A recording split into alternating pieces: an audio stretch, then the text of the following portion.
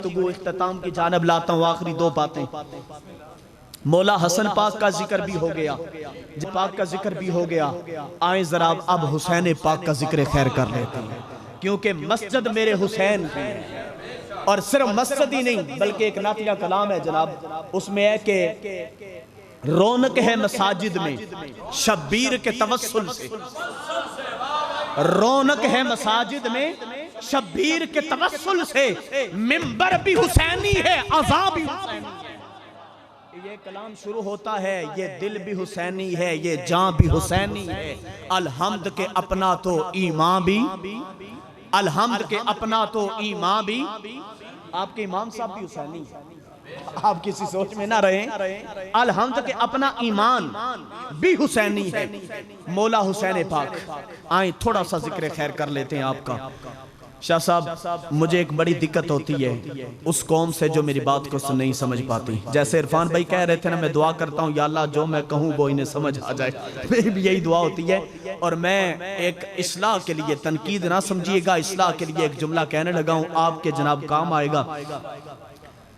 جس قوم کی سوچ اور عقل کا معیار یہ ہو, بات کرتے بجلی آ جائے تو سچی, چلی جائے تو جھوٹی, اس نے حسین کو کیا سمجھنا ہے؟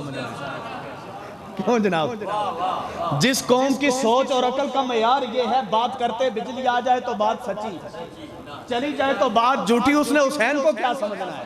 اور اسی کو اقبال نے کہا تھا. اقبال کہتے ہیں انسان کو ذرا بیدار تو ہو لینے دے, انسان کو ذرا بیدار تو ہو لینے دے. ہر شخص اسلام کی کشتی کے سہارے ہیں حسین, ہر مومن کی آنکھ کے تارے ہیں حسین.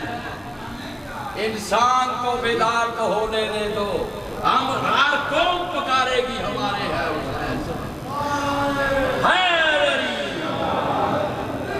یہاں کوئی آرمی کا بندہ بیٹھا ہے, فوجی, میں سب کو سلوٹ پیش کرتا ہوں محبت کے ساتھ. حسین پاک کا ذکر آ گیا. دو ہی باتیں 5-7 منٹ میں اپنی گفتگو مکمل کروں گا. 12:30 بج چکے ہیں, 1 گھنٹہ نماز ظہر میں باقی ہے. میں اپنی گفتگو مکمل کرنا چاہتا ہوں, بڑی توجہ کا طالب ہوں. ایک نام ہے صرف حسین, دوسرا نام ہے مقبول حسین. ایک نام ہے حسین, دوسرا نام ہے مقبول حسین. اور مقبول حسین کس کو کہتے ہیں؟ میں نے آرمی والوں کا پوچھا ہے. یہاں سرحد کے علاقے میں ایک فوجی 1965 کی جنگ چھڑی تو چھٹی آیا ہوا تھا گھر. گھر والوں نے منگنی کی, شادی کی تیاریاں تھی, شادی کے خیالات دل میں انگڑائی لے رہے تھے. آفیسر کی کال آ گئی کہ انڈیا نے حملہ کر دیا, اپنی ڈیوٹی پر پہنچو. مقبول حسین نوجوانی, عالم شباب, ماں کے سامنے ہاتھ جوڑتے ہیں, کہتے ہیں اماں آفیسر کی کال آئی ہے, ڈیوٹی پر پہنچنا ہے بارڈر پہ, اجازت دیں, اگلی چھٹی آیا تو شادی کر لوں گا. اجازت دے دی, ماں سے ملے, اجازت لی, قدم بوسی کی, گھر سے چلے گئے. 1965 جب انڈیا بارڈر پہ پہنچے تو دوران جنگ پتہ نہ چلا, بارڈر کراس کر کے دوسری طرف چلے گئے. انہوں نے پکڑ لیا, قید کر کے جیل میں ڈال دیا. نام ہے مقبول حسین. یہ لفظ آپ نے بولتے جانا ہے. کیا نام ہے؟ مقبول حسین نام ہے. جب جیل میں بند کیا جاتا ہے, کہا جاتا ہے کہ ہم نے سنا ہے, لوگ کہتے ہیں پاکستان زندہ باد. بولیے پاکستان, بولیے پاکستان, سارے بولے آخر تک پاکستان. اچھا جو نہیں بول رہے ان کے لیے جملہ دینے لگا ہوں. پاکستان نہ میں نے بنایا نہ آپ نے بنایا, یہ محمد علی نے بنایا. ابھی بھی نہیں سمجھے, اوپر سے گزر گئی بات. یہ محمد اور علی نے بنایا. بات سمجھ رہے ہیں؟ محمد علی جناح نے بنایا. محمد علی جناح کو تو بھیجا گیا تھا, پیچھے جس کا ہاتھ تھا وہ محمد تھا اور علی تھا. محمد علی جناح کو تو بھیجا گیا تھا وکالت کرنے کے لیے. جب مقبول حسین جیل میں جاتا ہے, وہ کہتے ہیں, ہم کہتے ہیں پاکستان, تو کہہ مرد آباد. وہ کہتا ہے نہیں کہتا. انہوں نے پکڑا, مار پٹائی کی, کہا کہ ہم کہتے ہیں پاکستان, تو کہہ مرد آباد. وہ کہتا ہے میں مرد آباد نہیں کہہ سکتا, کیونکہ میرا ایمان اس بات کی اجازت نہیں دیتا. میرا ایمان اس بات کی اجازت. انہوں نے کہا کیوں؟ اس نے کہا ہم نے تو یہ پڑھا ہے پاکستان کا مطلب کیا. بولیے پاکستان کا مطلب کیا. اس نے کہا اگر میں کہوں پاکستان مرد آباد تو میں لا الہ کو مرد آباد کہہ رہا ہوں. آج کے نوجوان کے لیے یہ بات کر رہا ہوں میں. اس نے کہا اگر میں پاکستان مرد آباد کہوں تو پاکستان کو نہیں کہہ رہا, میں تو اس کے مطلب لا الہ کوئی مرد آباد, تو لہٰذا میں نہیں کہہ سکتا. انہوں نے پھر مار پٹائی کی. انہوں نے کہا اب ہم کہیں گے پاکستان, تو کہے گا مرد آباد. اس نے کہا نہیں کہہ سکتا. وہ پھر کہتے پاکستان, آگے سے آواز آتی تو سوی زندہ آباد, آگے سے آواز آتی زندہ آباد. پاکستان پاکستان. نام ہے مقبول حسین, انڈیا کی جیل ہے, اندر قید ہے, سلاحوں کے پیچھے ہے, مار پٹائی ہوتی ہے. ایک سپاہی ان میں سے بڑا غصے والا تھا, اس نے کہا ذرا اپنی زبان باہر نکال. زبان نکالی جناب اس نے. جب زبان نکالی اس نے زبان پکڑ لی. اس نے کہا زبان چھوڑنے لگا ہوں اس شرط پر کہ ہم کہیں گے پاکستان, تو کہے گا مرد آباد. اگر نہ کہا تو زبان کاٹ دیں گے, اگر نہ کہا تو زبان کاٹ دوں گا. اس نے زبان چھوڑی, کہتا ہے پاکستان, وہ پھر کہتا ہے زندہ آباد. جب اس نے کہا نا زندہ آباد تو اس نے کینچی پکڑی, زبان کاٹ دی. نام ہے مقبول حسین. جب زبان کٹ گئی, دو ہی ملازم تھے جو مار پٹائی کر رہے تھے, دونوں دوڑے جیل کے ڈاکٹر کے پاس کہ جلدی اسے پکڑ کے لائیں, اسے کہیں کہ زبان کا کچھ بندوبست کر, اگر زبان نہیں سلنی ہوتی کم سے کم خون تو رک جائے نا.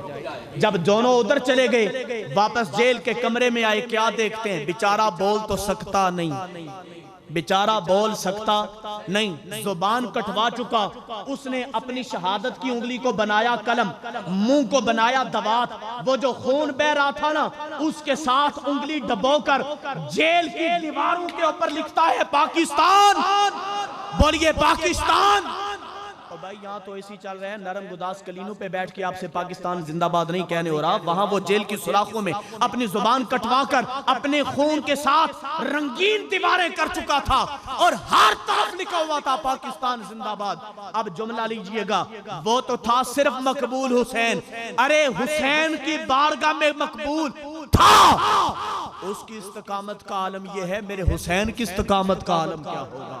اب حسین کی طرف بڑھیے. فرمایا الحسین منی وانا من الحسین, میں حسین سے ہوں اور حسین مجھ سے ہے. بڑی مشہور حدیث مبارکہ ہے. آسانی کے ساتھ میں چند جملے آپ کی خدمت میں عرض کرنا چاہتا ہوں, بڑی توجہ کا طالب ہوں. اتنی بات تو سمجھ میں آتی ہے کہ بیٹا ہمیشہ باپ سے ہوتا ہے.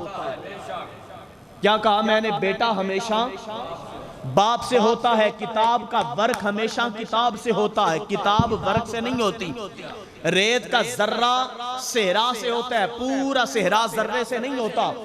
پانی کا قطرہ دریا سے ہوتا ہے, پورا دریا ایک قطرے سے نہیں ہوتا. بیٹا تو ہمیشہ باپ سے ہوتا ہے, پر باپ بیٹے سے کیسے ہو گیا.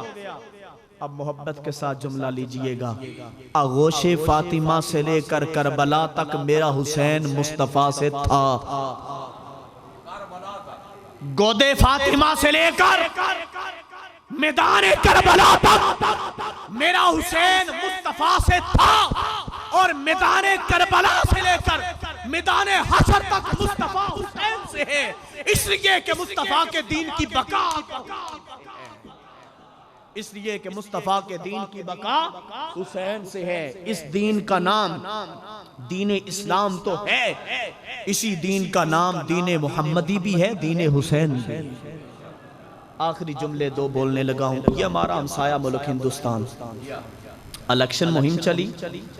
یہاں چونکہ ہمارے ہاں نعرے لگانے والے بہت زیادہ ہوتے ہیں, عمل کرنے والے کم ہوتے ہیں.